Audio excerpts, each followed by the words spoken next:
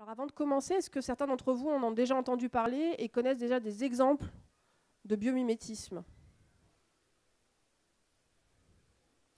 Oui, le velcro.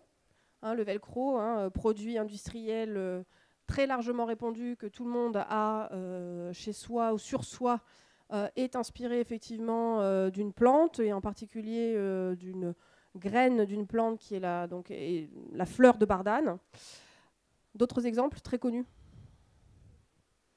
Les ailes d'avion. Dans l'aéronautique, effectivement, il y a de nombreuses inspirations issues du vivant et notamment certains profilages d'ailes, notamment les winglets qui imitent les plumes qui sont à l'extrémité des ailes des rapaces. D'autres exemples?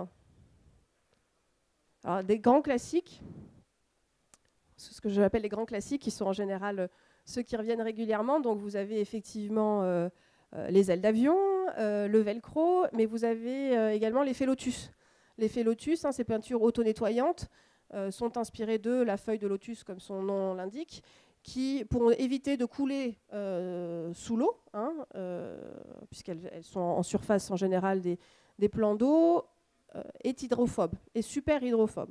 Et donc, il y a eu des brevets déposés notamment par l'Allemagne pour nanostructurer en fait les surfaces en imitant les nanostructures qui sont présentes à la surface de la feuille de lotus pour pouvoir les rendre super hydrophobes. Et donc, ça conduit à des revêtements type peinture ou coating au sens large, adaptables par exemple à des vitrages pour pouvoir augmenter l'effet déperlant et donc l'effet auto-nettoyant.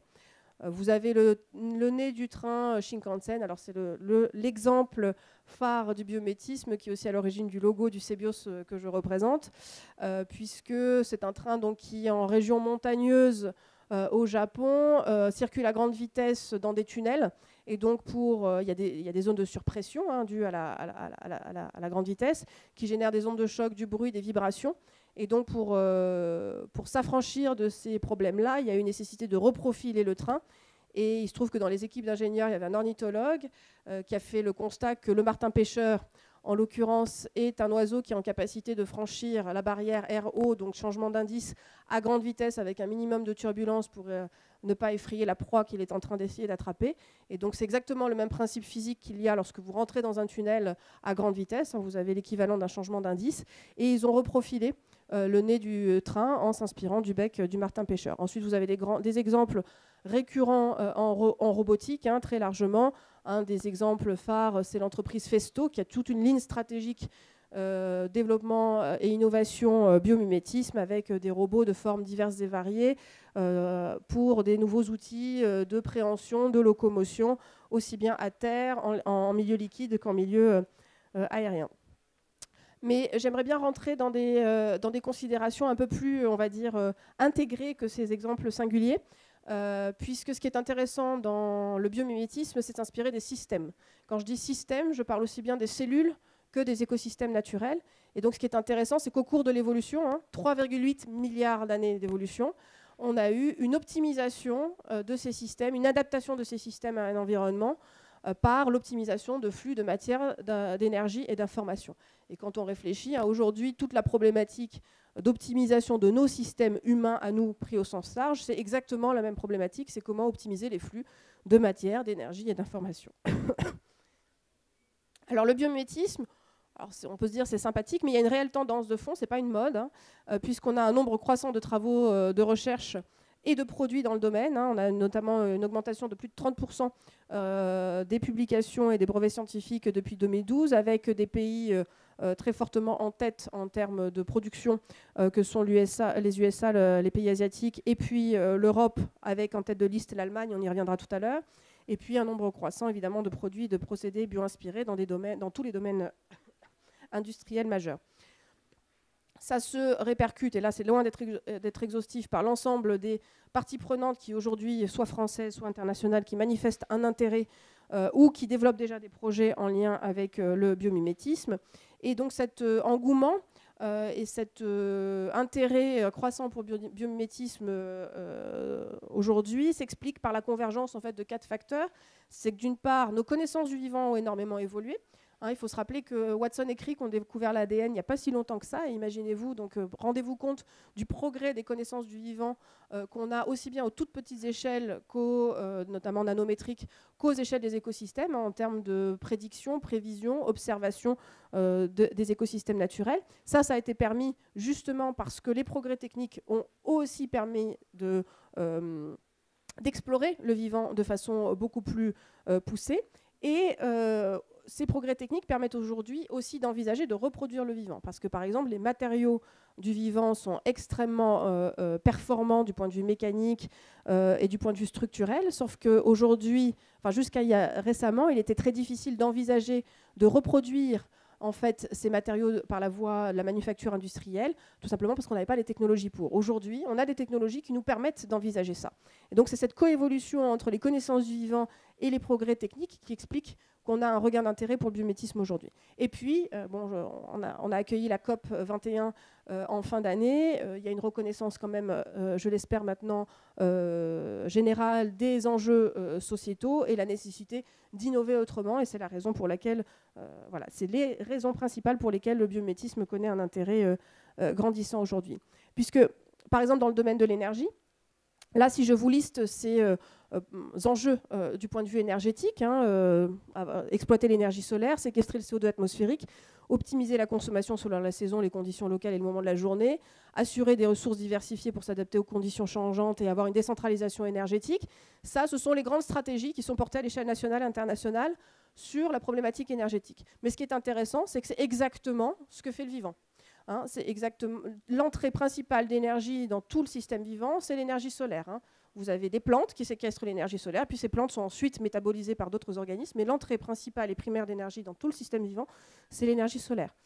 La matière vivante est produite à partir d'énergie solaire et de CO2. Donc le vivant séquestre de façon extrêmement efficace le CO2. Hein. La biomasse, c'est quasiment le principal puits de carbone terrestre. Et puis évidemment, tous les organismes vivants, dont nous, hein, êtres humains, optimisons la consommation énergétique selon les saisons, les conditions locales, etc. Hein. Vous ne mangez pas toute la journée, vous mangez à certains moments de la journée et votre corps est en capacité de choisir les bons stocks et le bon rythme de consommation en fonction des conditions. Donc tout ceci, le vivant le fait. Dans les démarches assez remarquables portées en France sur le biomimétisme et l'énergie, vous avez tout ce qui est photosynthèse artificielle. Aujourd'hui, vous le savez tous, un des grands espoirs pour le domaine de l'énergie, le secteur de l'énergie, c'est la production d'hydrogène. Se pose évidemment la problématique de sa production. Et il faut voir que dans le vivant, il y a au niveau chimique des enzymes, des molécules capables de faire de la production d'hydrogène à partir d'eau et de soleil, et que donc on a aujourd'hui des grands professeurs tels que le professeur Marc Fontcave, qui est membre de l'Académie des sciences, professeur au Collège de France, qui travaille sur mimer justement ces processus de photosynthèse présents dans les végétaux chlorophylliens pour pouvoir faire en gros je schématise, mais des électrodes qui vous les trempez dans l'eau, vous mettez de l'énergie solaire et ça vous produit de l'hydrogène en quantité et en rendement suffisant. Vous avez par exemple une autre entreprise française, alors on est sur un tout autre registre, qui développe des membranes ondulantes, des hydroliennes ondulantes. Hein. La plupart des hydroliennes que nous fabriquons aujourd'hui sont des hydroliennes à rotation. Le mouvement de rotation n'est pas forcément celui qui est prépondérant pour les espèces marines, justement. Et donc, cet entrepreneur, Jean-Baptiste Drevet, a créé une entreprise baptisée IL Énergie, IL pour anguille, inspirée donc du mouvement ondulatoire de l'anguille, pour générer des membranes ondulantes, donc des hydroliennes, à fort rendement, pour la transformation de l'énergie mécanique en énergie électrique. L'avantage étant que ces membranes sont de bien moindre encombrement que des hydroliennes conventionnelles, qu'elles s'implantent même en courant faible, donc en milieu fluvial, et qu'elles ont un impact très limité sur la biodiversité locale. Cette même entreprise, entre parenthèses, sur le même principe, ce même entrepreneur a créé un système de pompe extrêmement performant sur le même principe. L'idée, c'est que si si finalement le mouvement ondulatoire est le mouvement le plus efficace pour mouvoir un solide dans un fluide, et bien inversement, si on a une membrane fixe qui ondule, et bien c'est le mouvement le plus efficace pour faire migrer un fluide le long de la membrane. Et donc il a développé une pompe à membrane ondulante à très grande performance sur une grande gamme de débit, aussi bien gaz que liquide, et applicable dans les domaines aussi bien de grosses industries que dans le domaine de la santé, puisque c'est miniaturisable. Autre exemple dans le domaine de l'énergie, Renault Automobile est en train de finaliser une thèse menée par Camila Freitas Salgueiro pour repenser le véhicule décarboné de demain par le biais du biométisme. Et donc les travaux menés par Camila l'ont conduit à collaborer avec une chercheuse spécialiste du métabolisme du grand sportif, puisque, comme je vous le disais tout à l'heure, hein, notre corps est en capacité, en fonction des contraintes, d'optimiser la consommation de ces différents stocks énergétiques, hein, sucre, graisse. Et ce qui est intéressant, ce qu'a montré Véronique Billat chez le grand sportif, c'est qu'alors qu'on avait tendance à dire qu'un rythme constant, ou en tout cas extrêmement continu de course, c'était ce qu'il y avait de mieux en termes de rendement énergétique pour le coureur, et ce qu'elle démontre, c'est que non, pas du tout. En fait, il faut constamment adapter et mettre des ruptures de rythme dans la course pour pouvoir optimiser justement la consommation des différents stocks énergétiques du grand sportif. Et on peut faire exactement un parallèle avec la motorisation hybride, et c'est ce qu'a fait Renault, puisque apparemment une grande perte de rendement sur la motorisation hybride vient de l'usage en fait, qui est fait du moteur par le conducteur. Et donc ils sont en train d'essayer d'évaluer comment justement inciter le conducteur à avoir une adaptation de rythme équivalente à celle d'un grand coureur dans la gestion justement des du mix énergétique de la motorisation hybride. Si on passe au domaine des matériaux, donc les matériaux du vivant sont absolument remarquables à plusieurs égards. D'une part, par leur structure qui est extrêmement hiérarchisée.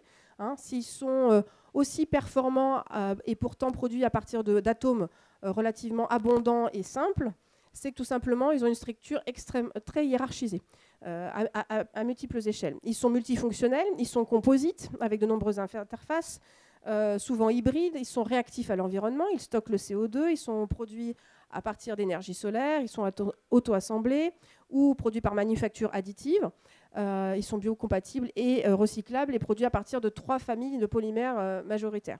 Donc, une fois de plus, hein, là je vous donne le cahier des charges des matériaux du vivant, mais si vous regardez aujourd'hui les grandes tendances dans la réflexion sur les matériaux de demain et les éco-matériaux performants de demain, on est exactement sur le même cahier des charges. Donc des exemples de matériaux hiérarchisés multifonctionnels. Là, l'image du haut en noir et blanc, c'est une éponge. C'est une éponge vous avez plein d'éponges et qui se différencient les unes des autres par leur squelette. Et donc là, en l'occurrence, c'est une éponge qui produit un squelette en silice, donc en verre, à température et pression ambiante, en milieu aqueux. Et cette éponge est fabriquée comme une dentelle par des fibres de verre qui sont assemblées les unes par rapport aux autres de façon, on va dire, fractale, à multi-échelle.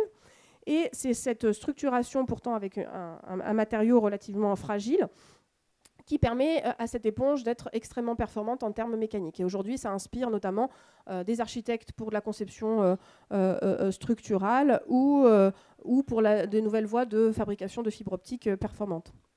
La structure osseuse, c'est la même chose. Hein. Je vous rappelle qu'un fémur, ça peut résister jusqu'à 1 tonne de charge.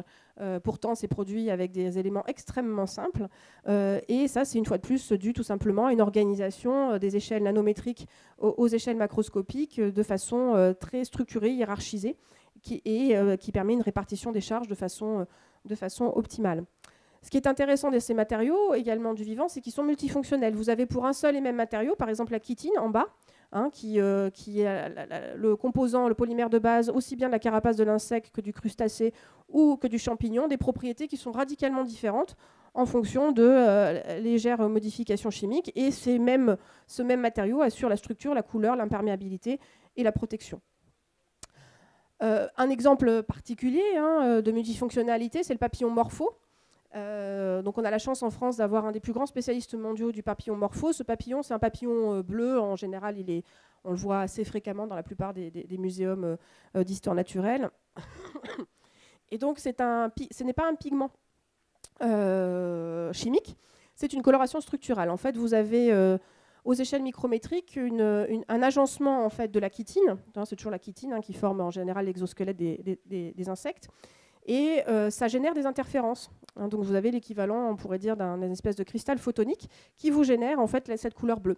Et si vous changez d'indice, donc si vous trempez votre aile dans de l'eau, par exemple, elle va changer de couleur parce que tout simplement, vous allez venir changer l'indice dans lequel le milieu baigne. Mais ce qui est intéressant, c'est que évidemment, ce même matériau, il joue le rôle à la fois évidemment de fonction pour le vol, il joue une fonction de couleur pour attirer le partenaire sexuel, mais il est semi-flexible, il est fin, et Serge Berthier s'est aperçu qu'en plus, il joue un rôle de filtre thermique, puisque le papillon, la majorité des papillons sont ce qu'on appelle endothermes, c'est-à-dire qu'ils ont besoin d'être chauffés.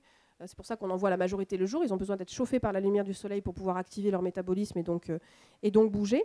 Et ce qui est intéressant, c'est qu'il faut qu'ils chauffent exactement dans la bonne gamme de température. Donc il faut qu'ils se servent de leurs ailes comme des miroirs pour chauffer leur abdomen de façon optimisée pour ne sélectionner que les longueurs d'onde qui vont venir les chauffer, mais pas les surchauffer. Et donc Serge Berthier travaille notamment avec des producteurs de panneaux solaires aujourd'hui pour envisager des filtres thermiques, des films qui jouent ce même rôle de filtre thermique en fonction des longueurs d'onde incidentes, puisque une des grosses chutes de rendement qu'on voit sur les panneaux solaires, c'est justement la surchauffe. C'est à cause de la surchauffe. Et puis il se trouve qu'en plus, c'est antibactérien. Donc il y a aussi des applications du point de vue de la santé inspirées de ce genre de structure-là. Donc une seule et même structure, toutes ces fonctions-là. Réactifs à l'environnement. Ces matériaux du vivant sont souvent réactifs à leur environnement de façon souvent passive. Là, par exemple, typiquement la pomme de pin. Je ne sais pas si vous êtes déjà amusé à tremper et à sécher une pomme de pin. Elle s'ouvre et elle se ferme en fonction des conditions hygrométriques. Et ça, c'est dû tout simplement au fait que les faces internes et externes de ces espèces d'écailles sont formées de composites dont les fibres sont orientées différemment et vont réagir à l'humidité de façon différentielle. Et donc, vous allez avoir une contraction différentielle entre l'extérieur et l'intérieur de l'écaille en fonction de l'hygrométrie extérieure. Et donc ça a inspiré par exemple des architectes pour réfléchir à des enveloppes passives qui réagissent à l'hygrométrie intérieure, notamment Hakim Menges, dont un des protos est visible au Centre Pompidou à Paris.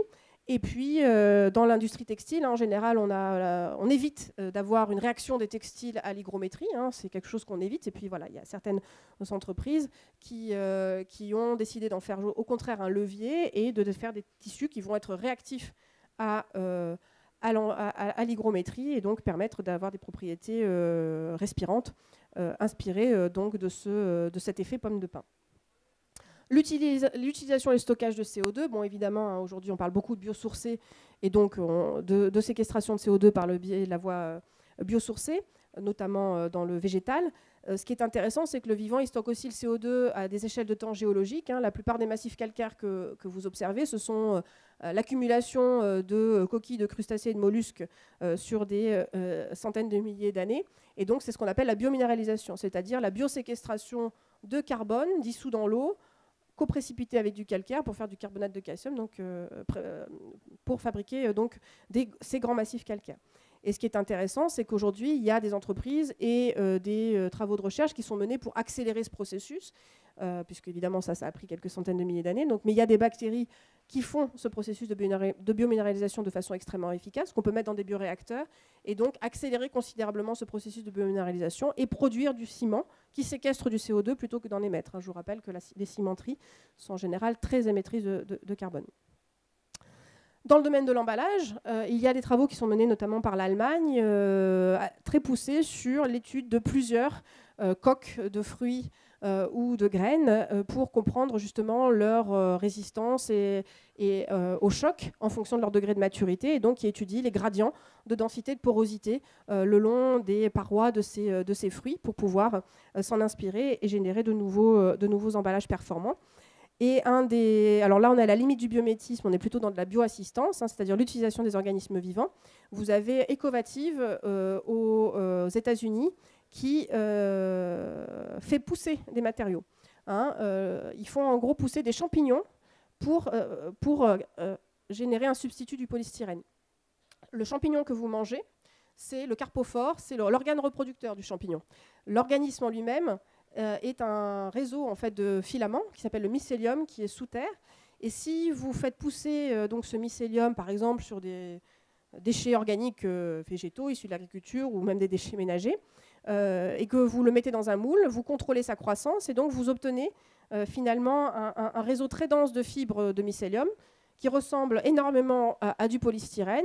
Ensuite, vous chauffez un tout petit peu votre matériau, vous désactivez, vous tuez le champignon et vous obtenez l'équivalent donc d'un emballage ou d'un composite entièrement produit à température et pression ambiante, dans l'obscurité, en général en 1 semaine, et entièrement biodégradable, bien évidemment. Et donc, il y a plusieurs entreprises de packaging qui se sont déjà saisies de ce matériau-là pour pouvoir substituer le polystyrène dans leurs activités. Il y a des Français qui sont en train d'essayer de se positionner sur les mêmes produits, avec la difficulté de contourner les brevets que Ecovative a mis en place.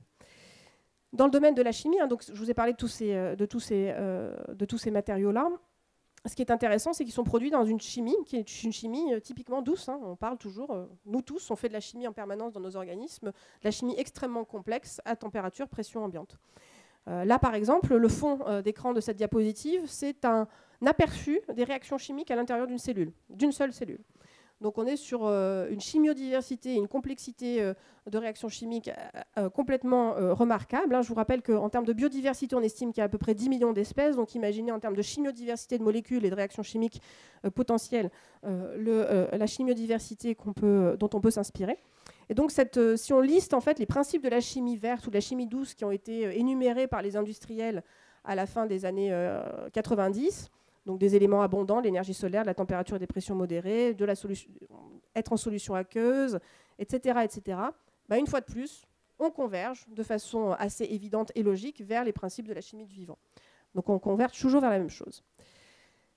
Des exemples concrets, alors on a la chance d'avoir en France des très très grands monsieur de la recherche en biomimétisme appliqué à la chimie, et dont un des grands pères de la chimie douce qui est Jacques Livage. Ils sont tous deux à l'Académie des sciences, professeurs au Collège de France. Et ils se sont inspirés en fait des diatomées, ce sont des petites algues qui vivent à la surface de l'eau, et pour se protéger du monde extérieur tout en étant très près de la surface de l'eau et donc en ayant de la luminosité pour pouvoir faire de la photosynthèse, elles ont développé des petites coques en verre de structures plus remarquables les unes que les autres, et donc elles fabriquent ce verre une fois de plus à température et pression ambiante. Et Jacques Livage et Clément Sanchez s'en sont inspirés pour développer des processus sol-gel. Donc vous savez qu'on produit en général le verre en faisant fondre du sable à très haute température. Là, l'idée, c'est comment on fait pour faire polymériser du gel, du verre, donc par le processus sol-gel, en s'inspirant de ce que font ces organismes vivants. Et donc l'intérêt de ce système sol-gel, c'est que vous pouvez du coup, avoir beaucoup plus de flexibilité dans l'utilisation du polymère que vous avez notamment pour faire des revêtements, et d'autre part, vous pouvez incorporer par exemple des molécules organiques que vous ne pouvez absolument pas incorporer dans les processus de synthèse de verre traditionnels, où vous êtes obligé de chauffer, où vous détruisez finalement tous les composés organiques que vous voulez introduire. Donc les verres organiques, l'apparition des verres organiques est en grande partie due à l'apparition du sol-gel. Donc ça, c'est quelque chose typiquement bio-inspiré, très largement répandu dans toute l'industrie du verre et très peu connu. Autre exemple remarquable français en chimie, Claude Grison a développé un processus d'éco-catalyse et elle a créé l'entreprise Stratos dont Chimex par exemple a pris des parts, dans lequel Chimex a pris des parts. Et donc en fait elle a développé un système d'extraction de catalyseurs très performants qui sont produits par des plantes dépolluantes. En gros, elle fait pousser des plantes dans des sites très pollués en métaux lourds. Donc ça existait déjà avant. Ces plantes ont la capacité de venir séquestrer en fait, ces métaux lourds dans leur tissu. Mais ce qu'on faisait jusqu'à présent, c'est qu'ensuite on ramassait les plantes et on les brûlait, tout simplement. Alors que là, ce que fait Claude Grison, c'est qu'elle a découvert que ces plantes, non seulement les séquestraient, mais elles les intégraient à leur propre chimie et leur propre métabolisme. Et donc, elles généraient des catalyseurs radicalement innovants et nouveaux par rapport aux catalyseurs conventionnels. On a une capacité complète de faire ces catalyseurs-là par la voie de la chimie traditionnelle. Et donc, elle a développé cette entreprise Stratos qui tire profit de ces catalyseurs qui donc permettent en plus de reconcentrer, de réutiliser, de réintroduire dans la chimie les métaux lourds que la chimie en elle-même a dispersés dans l'environnement. Et ces nouveaux catalyseurs permettent d'accélérer de façon considérable les réactions chimiques, des réactions chimiques, on va dire, très courantes dans l'industrie, de passer en milieu aqueux et de pouvoir générer des molécules beaucoup plus complexes, notamment des molécules et des analogues biologiques qu'on a beaucoup de mal à produire aujourd'hui par voie conventionnelle.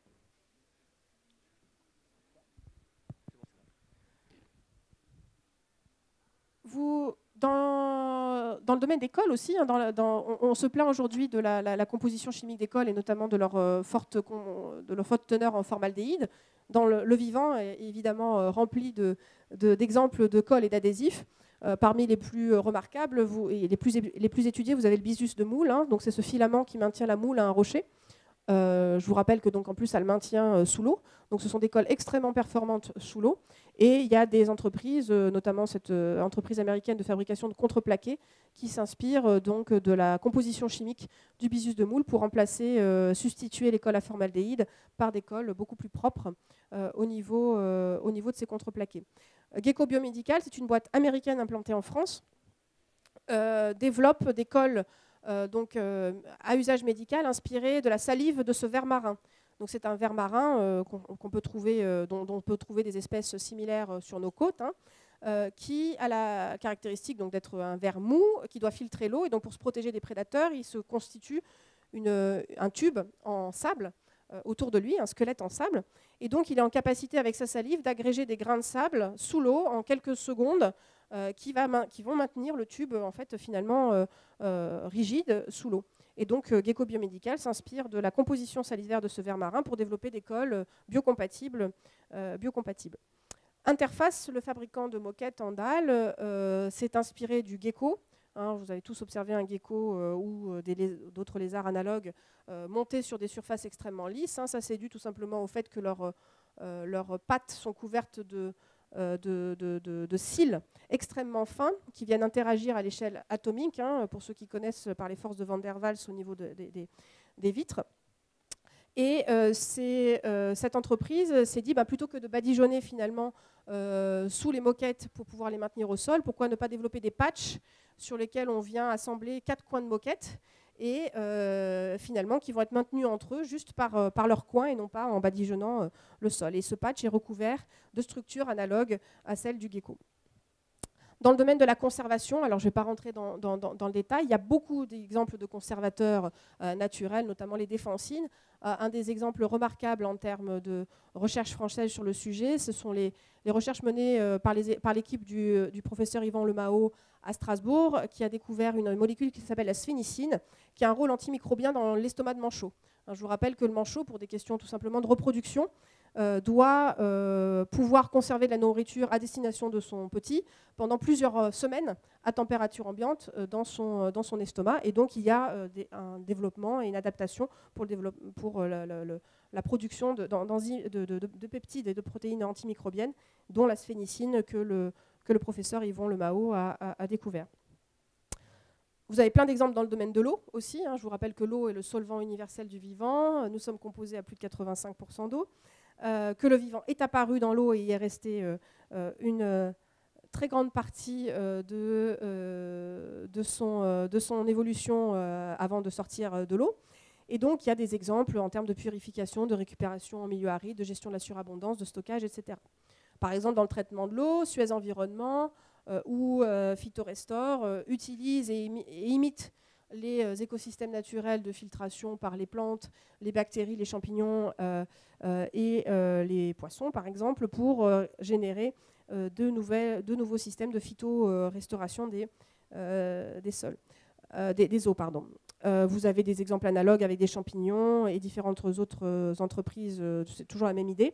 Et Aquaporine est une entreprise qui a imité en fait le canal, un des canaux qui est présent à la surface de notre rein. Évidemment, notre rein est un très bon filtre de l'eau. Et en fait, vous avez des canaux ioniques à la surface des cellules rénales qui ne font passer que la molécule d'eau. absolument que la molécule d'eau. Ce sont des canaux aquaporines qui ont valu le prix Nobel aux chercheurs qui les a découverts. Et donc, il y a une entreprise qui essaye de développer des membranes aquaporines pour la filtration d'eau ultra pure. Récupération de l'eau, alors ça c'est un exemple assez sympathique. Le scarabée du désert, le Stenocara, donc comme toute espèce désertique, doit pouvoir récupérer le peu d'eau qu'il y a dans le désert, et notamment l'eau de rosée. Donc ce scarabée a la capacité au matin, lorsque sa température est légèrement inférieure à la température de l'air ambiant, de faire condenser de façon extrêmement efficace l'eau sur sa carapace et de pouvoir ainsi la faire ruisseler et récupérer l'eau pour pouvoir s'abreuver. Et donc, au-delà de cette figure assez sympathique, il y a de très nombreux projets de recherche européens et français pour la séquestration d'eau de rosée inspirée de la surface de ce scarabée-là, qui est remarquable du point de vue de ses caractéristiques à la fois hydrophiles et hydrophobes. Donc, normalement, pour faire de la récupération d'eau de rosée en milieu aride, pour la production agricole ou pour la production et la récupération d'eau potable pour les populations qui ont des forts besoins en eau. Dans le domaine de la déshydratation, alors c'est un petit exemple assez connu, le tardigrade est un organisme polaire qui a la capacité de se déshydrater à plus de 95%. Les expériences montrent qu'il survit dans le vide de l'espace et que dès qu'on lui remet les conditions adéquates, il repart. Et donc ça a inspiré notamment l'entreprise Biomatrica, pour développer des systèmes de conservation, notamment de principes actifs à usage médical, à température et pression ambiante, pour notamment les grandes campagnes de vaccination. Dans le domaine de l'information, le vivant, s'il est aussi optimisé en termes de gestion d'énergie et de matière, c'est parce qu'il gère extrêmement bien l'information. Le stockage, évidemment, moléculaire dans l'ADN que tout le monde connaît, la transmission par plein de voies différentes, chimiques, électriques, l'agrégation et l'analyse de données. Je vous rappelle que, par exemple, un neurone, il reçoit plusieurs dizaines de milliers de signaux concomitants et qu'il est en capacité de générer la bonne réponse cellulaire à ces signaux-là. Il y a de très grands exemples d'intelligence collective, des algorithmes inspirés des essaims, par exemple fourmis et abeilles, et évidemment des capteurs et des senseurs absolument remarquables. Par exemple, dans les algorithmes d'optimisation, en France, vous avez une entreprise Eurobios qui s'inspire justement de cette intelligence des essaims pour développer des logiciels d'optimisation de flux. Là, typiquement, je crois que c'était un exemple de collecte de déchets. Comment faire en sorte pour que en ayant le minimum de camions, un certain nombre de points de collecte donnés, on optimise complètement les flux de distribution et de collecte. Et donc ça, ce sont des algorithmes qui sont typiquement basés sur l'intelligence des essaims. Il faut voir que dans la plupart de vos logiciels intelligents, smartphones et ordinateurs, vous avez à la base de ces algorithmes des algorithmes bio-inspirés. Dans le domaine des capteurs, vous avez en France un chercheur de renommée internationale, Jérôme Casas, qui travaille sur les capteurs sensoriels, notamment aux vibrations, notamment les cerques chez le grillon. Un grillon est en capacité de sentir une araignée, son prédateur principal, approcher d'elle par le flux d'air qu'elle génère en amont de sa course. On parle de capteurs qui sont à peu près 1000 à 10 000 fois plus sensibles que la plupart de nos capteurs les plus performants. Et donc, ils développent justement des capteurs bio-inspirés, s'inspirant de cela. Dans le domaine de la vision aussi, on a des compétences françaises remarquables. Nicolas Franceschini développe des yeux artificiels pour le domaine de la robotique. Riyad Ben Osman travaille sur des nouveaux systèmes d'intégration et d'analyse de données visuelles Chronocam. Et Brain Vision System s'intéresse lui encore à l'aval, c'est-à-dire le processing bio-inspiré au niveau on va dire du réseau neuronal, de la façon dont la vision est générée. Je vous rappelle que ce n'est pas l'œil qui voit, c'est le cerveau qui voit. Donc on a juste un capteur qui est le capteur visuel, mais toute l'intégration du signal, évidemment, se fait au niveau cérébral. Puis si on monte encore d'un cran, on peut s'inspirer des écosystèmes naturels. Donc là, on est encore malheureusement plutôt dans le champ de la métaphore que du modèle, puisqu'il y a encore des travaux scientifiques pour consolider l'application de l'écologie scientifique à l'écologie industrielle. Mais voilà, il y a aujourd'hui une reconnaissance du potentiel du biométisme dans le domaine de l'agriculture, notamment en essayant de reproduire des écosystèmes naturels à fort rendement, en bénéficiant évidemment des connaissances agronomiques modernes, d'interactions interspécifiques, de biologie, de la connaissance de biologie des sols, du biocontrôle, etc. Dans le domaine de l'urbanisation aussi, c'est comment repenser les villes de façon à ce que les villes en elles-mêmes et les infrastructures humaines rendent des services écosystémiques, c'est-à-dire séquestrent le CO2, produisent leur propre énergie, purifient l'air et l'eau plutôt que de faire le phénomène inverse. Donc comment on repense complètement les bâtiments de façon à ce qu'ils rendent des écosystèmes, rendent des services écosystémiques. Et puis dans le domaine de l'économie circulaire, on en parle beaucoup en ce moment, évidemment le biomimétisme peut être pris comme un des outils et des leviers de l'économie circulaire. Donc maintenant du point de vue contextuel, ça c'était la revue d'exemples, on va dire surtout nationaux, où est-ce qu'on en est en termes de tendance contextuelle. Donc la diapositive est évidemment provocatrice. Vous avez l'Allemagne et ses différents réseaux mis en place depuis 15 ans, et puis voilà, des réseaux balbutiants dans le reste des pays d'Europe. Il y a quand même une reconnaissance maintenant européenne des solutions basées sur le vivant, hein, notamment avec plusieurs appels à projets qui sont en train de sortir sur Nature-Based Solutions, le premier étant Renaturing Cities. Il y a à l'échelle internationale un travail de normalisation sur le biométisme, hein, avec des premiers textes qui sont sortis sur la définition du biométisme, sur son champ d'application, donc qui sont suivis par la FNOR. Et nous suivons bien sûr ces travaux dans le cadre de l'agence miroir AFNOR. Au niveau français, pour l'instant, nous avons identifié environ 120 laboratoires de recherche qui s'impliquent dans cette démarche-là, aussi bien dans le domaine de l'énergie, des matériaux, de la chimie, de l'information et de l'eau que je vous ai cité précédemment, et environ 70 entreprises. C'est extrêmement difficile d'identifier les entreprises parce que le mot-clé n'apparaît pas forcément. Il n'y a pas encore, on va dire, de masse critique suffisante qui font que les entreprises répondent massivement à l'appel, mais c'est en train d'arriver. Et donc les grands groupes industriels et les PME qui s'approprient ce sujet-là ne font qu'augmenter. Il y a eu des documents un petit peu fondateurs en France, hein, si ce sujet-là vous intéresse et que vous voulez creuser. Le commissariat général du développement durable a publié un premier rapport en 2012. Le biomimétisme figure maintenant dans le projet de loi biodiversité, à la fois comme un argument supplémentaire en faveur de la conservation de la biodiversité. En gros, la biodiversité est une bibliothèque d'idées, donc ne la brûlons pas, mais au contraire exploitons-la pour les idées qu'elle peut nous apporter, et aussi reconnue dans le texte comme un levier du renouveau industriel en France. Plus récemment, donc la dernière étude en date émane du Conseil économique, social et environnemental, hein, donc qui a un rapport et un avis qui ont été adoptés à l'unanimité en septembre 2015. Ils sont téléchargeables sur le site internet du CESE. Et qui donc mettent en avant les enjeux et les opportunités du développement du biométisme en France. Et puis c'est dans ce contexte-là que la ville de Senlis, la ville de Senlis est une petite ville située de 20 000 habitants située au nord de Paris, à 40 km au nord de Paris, a décidé de reconvertir un ancien site militaire en centre dédié, au premier centre dédié au biométisme en France. C'est même en termes de typologie de site, le premier site de ce type-là à l'échelle internationale.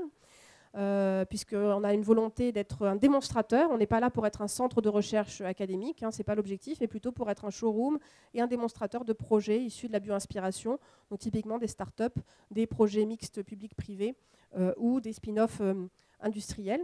Donc notre objectif est d'être un réseau du biométisme. Il faut voir que, voilà, je vous ai dit, il y a 120 laboratoires de recherche, il y a 70 entreprises, mais tout ceci n'est absolument pas structuré, pas coordonné. Donc l'idée, c'est comment on identifie le réseau et on l'anime, comment on développe de la formation en biométisme. Aujourd'hui, il n'y a pas de formation en tant que telle au biométisme en France. En général, on a un engouement croissant d'étudiants ou de reconversion professionnelle sur ce sujet-là. On les envoie tous aujourd'hui en Allemagne et en Autriche ou aux États-Unis. Donc il y a un enjeu de développer nos propres formations en France, d'être un lieu de rencontre et d'échange, évidemment. Donc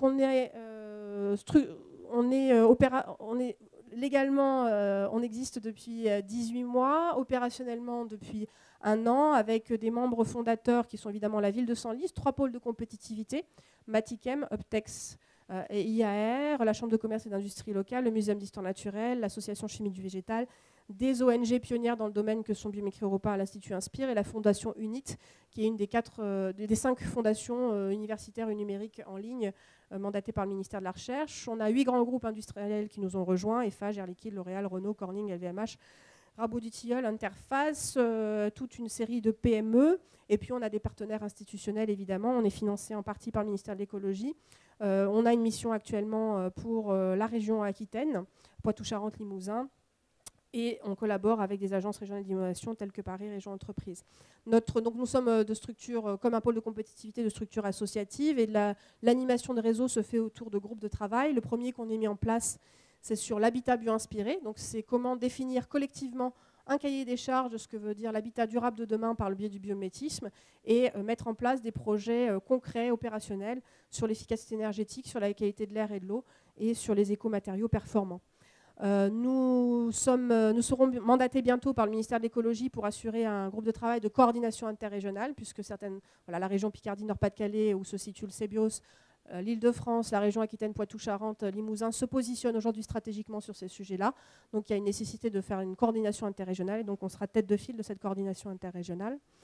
Nous menons avec le Muséum d'histoire naturelle un projet visant à valoriser les collections du Muséum d'histoire naturelle parisien. Je vous rappelle que c'est le 3e au niveau mondial en termes de richesse de collection. Donc on essaye de travailler avec eux sur comment valoriser ces collections-là du point de vue du biomimétisme. On a des projets concrets avec des industriels et le premier qu'on est en train de lancer, c'est sur les composites bio-inspirés. On est en train de développer des formations en partenariat notamment avec le Muséum d'histoire naturelle et des grands groupes industriels qui ont suivi les premières sessions. On contribue à des guides pour les PME notamment. Donc, ce guide notamment est téléchargeable en ligne. Il a été produit dans le cadre d'un projet européen. On est un lieu de rencontre. On organise des événements régulièrement. On en a fait un colloque au Muséum d'histoire naturelle au mois de décembre. Et on fera, je vous encourage, si ce sujet vous intéresse. Et bien sûr, mon PowerPoint vient de planter, peu importe.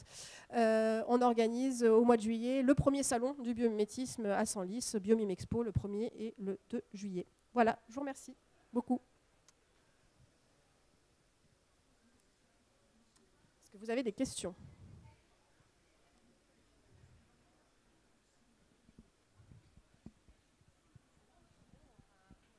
Je vous entends pas. Je vous entends pas, il y a beaucoup de bruit. D'accord. Oui, bonjour. C'est un sujet très intéressant. La France, par rapport aux États-Unis et à l'Allemagne, on est positionné comment ?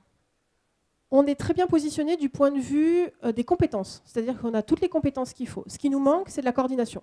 Et au niveau des brevets, parce que c'est quand même ce qui va on est 5e ou 6e mondial sur les brevets.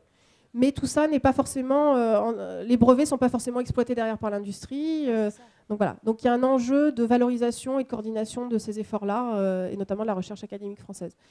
C'est assez stupéfiant de voir le nombre de médaillés du CNRS qu'il y a parmi les leaders de ces laboratoires-là. Donc on est vraiment dans de l'excellence scientifique sur ces sujets-là en France. Mais ce n'est pas valorisé comme tel et ce n'est pas exploité comme tel par les industriels aujourd'hui. Oui, ou tout simplement, je pense que dans la plupart des industries, vous n'avez absolument pas le réflexe ni la culture d'intégrer de la biologie. Dans le domaine des cosmétiques, évidemment, ou de la santé, c'est évident, mais chez un groupe comme Renault, chez un groupe comme Eiffage, vous n'avez aucune raison, a priori, culturellement ou du point de vue de l'éducation et de la formation, d'intégrer des idées et des concepts qui viennent de la biologie. Donc il y a une nécessité de sensibilisation encore et tout simplement de démonstration du champ des possibles dans ce domaine-là. Tout simplement, les gens n'ont pas du tout l'habitude et le réflexe de faire appel à ce champ d'idées-là dans la plupart de nos industries. Là où en Allemagne, ça y est, c'est approprié, parce que ça fait 15 ans qu'ils font le buzz et qu'ils structurent la recherche sur ce sujet-là.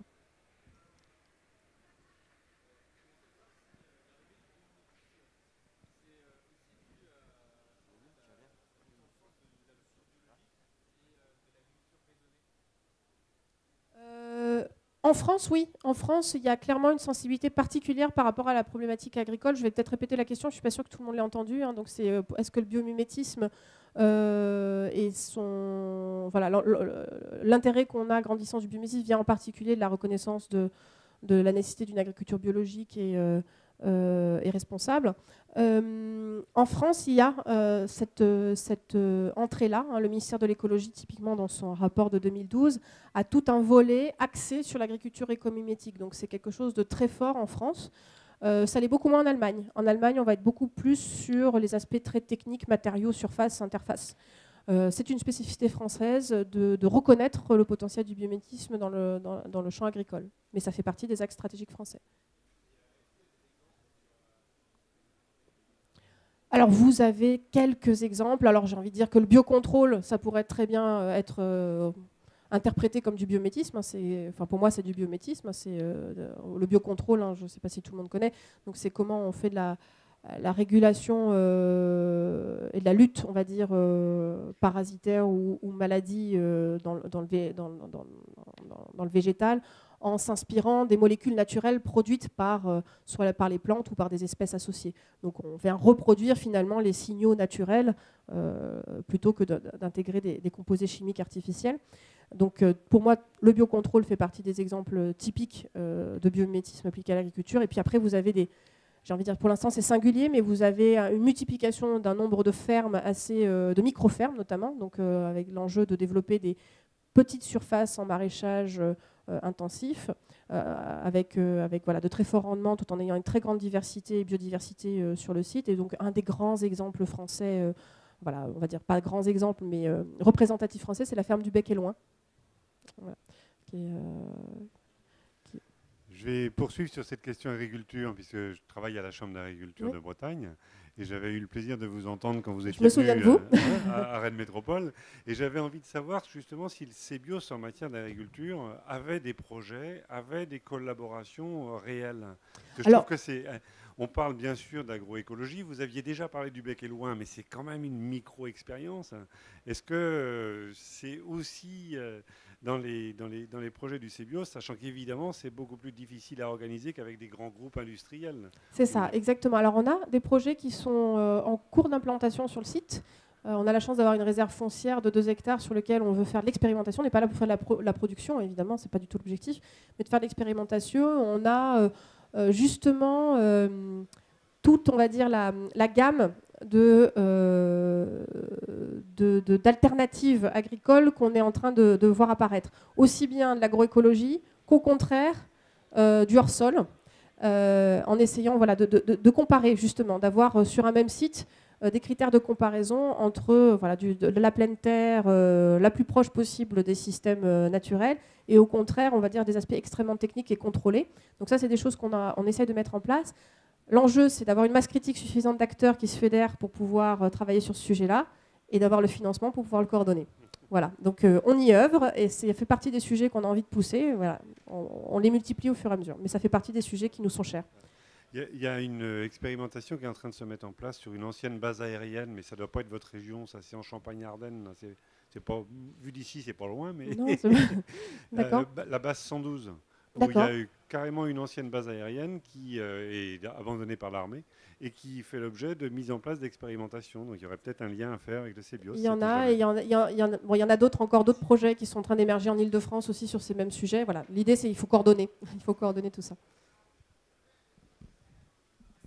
Bonjour, vous avez parlé d'une norme en cours d'élaboration avec l'AFNA. Est-ce que vous pourriez nous en dire un peu plus? Alors en fait, il y a 4 groupes de travail dans le cadre de cette norme-là. Vous avez un premier texte de norme, 2 textes de normes qui sont déjà publiés par l'AFNOR, un sur les définitions et la méthodologie associée au biométisme. Donc c'est clairement mettre tout le monde d'accord entre les termes de biométisme, bioinspiration, biomimétique, biognosie, enfin vous en avez plein, toute une série. Et donc c'est mettre d'accord tout le monde sur la terminologie et sur la méthodologie associée. Hein. Donc voilà, quelles sont les étapes et quelle est la définition précise d'un produit ou d'une méthodologie bioinspirée, parce que sinon on peut très vite se targuer d'avoir une approche bioinspirée sans que ce soit vraiment le cas. Donc il y a cette première norme-là qui a été publiée, c'est la 18458. Ensuite, vous avez un second texte qui a été publié, 18459, hein, le suivant, sur les matériaux et structures bioinspirées. Entre nous, pour moi, c'est plutôt une fiche technique qu'une norme en tant que telle, mais en tout cas, elle a été publiée. Vous en avez une troisième qui va être publiée très prochainement sur l'optimisation de structures bioinspirées, hein, notamment les logiciels de conception assistée par ordinateur bioinspirés. Et puis, il y en a une quatrième qui est en cours de préparation, sous l'impulsion japonaise, sur justement les bases de données du vivant et comment créer, je schématise grossièrement, hein, mais des moteurs de recherche qui permettent aux ingénieurs d'aller chercher les bonnes fonctions dans le vivant. Parce que un des freins principaux, c'est qu'aujourd'hui, si voilà, des entreprises ou des porteurs de projets comme vous veulent appliquer du biométisme, c'est comment est-ce qu'on sait de quel organisme vivant on va aller s'inspirer? Est-ce que c'est une plante, un végétal, un ver, etc. Donc aujourd'hui, c'est ça le principal frein. Et à l'échelle française, on est en train de travailler à une norme biomimétisme et éco-conception.